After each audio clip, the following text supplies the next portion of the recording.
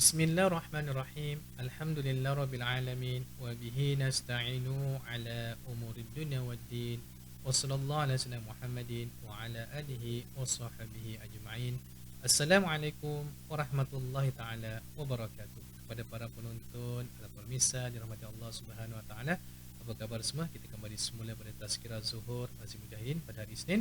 Baik, insya-Allah sebelum tu saya ingin mengajaklah para penonton untuk sedar bersama-sama saya. Boleh tuan-tuan puan-puan? Yuk, insya-Allah. Allahumma salli ala Sayyidina Muhammadin abdika wa rasulika nabiyil ummi wa ala alihi wa sahbihi wa sallim. Allahumma salli ala Sayyidina Muhammadin abdika wa rasulika nabiyil ummi wa ala alihi wa sahbihi wa sallim. Allahumma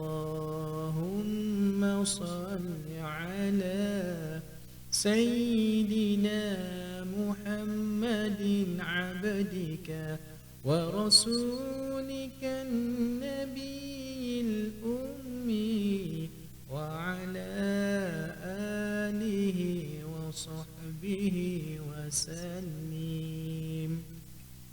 Alhamdulillah, dan terima kasih para penonton kerana sama-sama berselawat dengan saya. Mudah-mudahan insya-Allah dengan selawat ini mudah Allah merahmati kami dan mendapat syafaat Rasulullah sallallahu alaihi wasallam.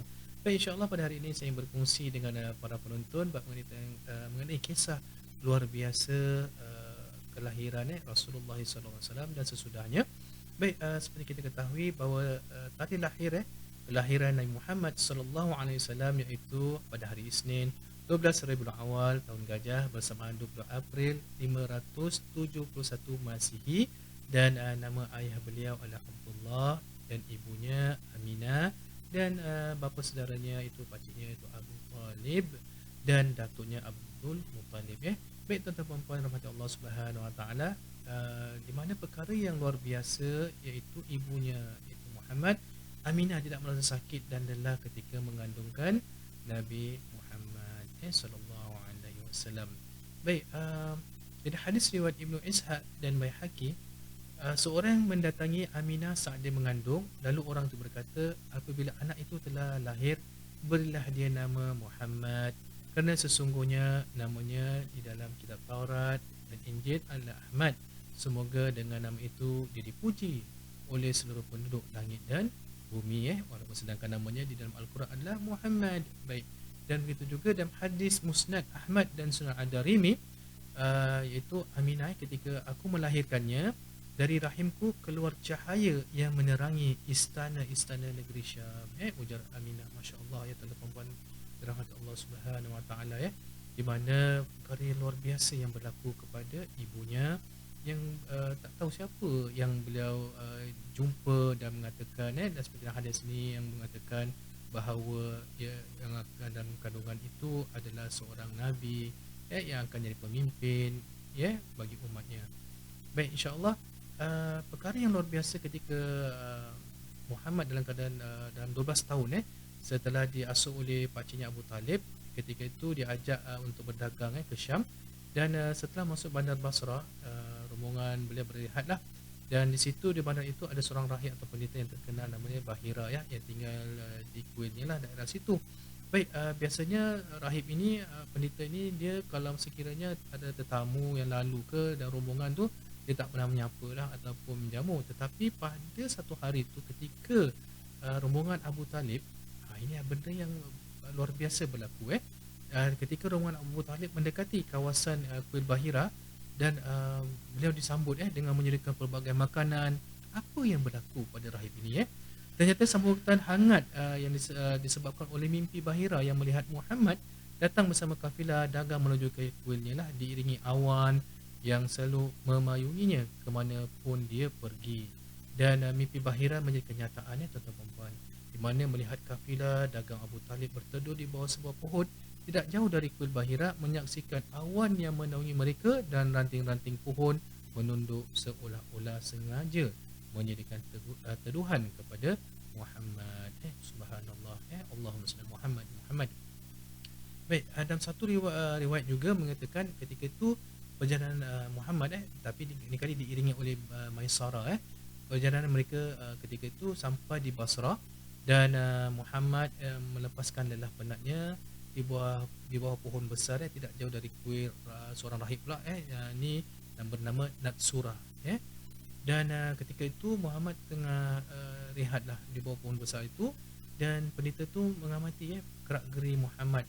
Dia kemudian mengambil Maisarah dan bertanya, siapa yang berteduh di bawah pohon itu? Kata Maisarah, itu orang Quraisy lah dari Mekah. Dan kemudian Nasrul katakan, tidak seorang pun berteduh di bawah pohon ini melainkan dia seorang Nabi. Kata Nasrullah. Maisarah tercengang lah dengar. Belum habis rasa terkejut, Nasrullah tu kembali dan mengulangkan, ia adalah Nabi terakhir. Perasaan Maisarah bercampur aduk gembira, terkejut, senang dan gelisah pun ada. Kerana apa? Ini sebuah rahsia besar di genggamannya. Dan dia berasa beruntunglah kerana dapat berdamping dengan seorang Nabi. Dan ketika itu perjalanan itu diteruskanlah pada waktu siang dan cuaca sangat panas tuan-tuan puan.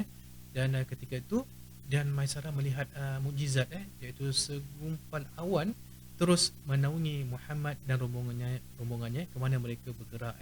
Dan yang lain tak perasan, cuma Maisarah dia perasan kerana waktu itu pasal pendeta tu telah berpesan kepada Maisarah.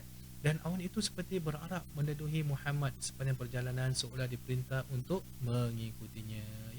Baik, dan sampai setibanya di Mekah, Muhammad pun langsung berjumpa dengan Khadijah lah, di mana hasil modal keuntungan yang berdagang di Syam tu, di mana Khadijah telah mempercayai Muhammad lah untuk beliau lah, untuk dagangan beliau. Dan ketika pulang tu Maisarah pun beritahulah kepada Khadijah apa yang berlaku. Masya Allah tuan-tuan dan puan. Apabila mendengar tu, Masya Allah, Khadijah merasa gembira dan apatah lagi Muhammad orang yang jujur dan kepercayaan telah diberikan. Baik, ini satu perkara yang luar biasa. Baik, dan satu perkara luar biasa dia mengenai hadis Bukhari, ketika sebelum dan sesudah menjadi Rasul Nabi SAW, dia beri salam oleh batu dan pohon. Salam untukmu ya Rasulullah SAW. Mendengar itu baginda melihat ke segala arah, tetapi hanya mendapati batu dan pohon. Hadis riwayat Bukhari. Masya Allah, baginda sayangnya alam seperti tadi tu, pohon dan batu tu beri salam kepada Nabi Muhammad SAW kepada baginda. Dan seperti mana di dalam Al-Quran, Allah berfirman dalam surah Al-Anbiya ayat 107, A'udzu billahi minasyaitonir rajim.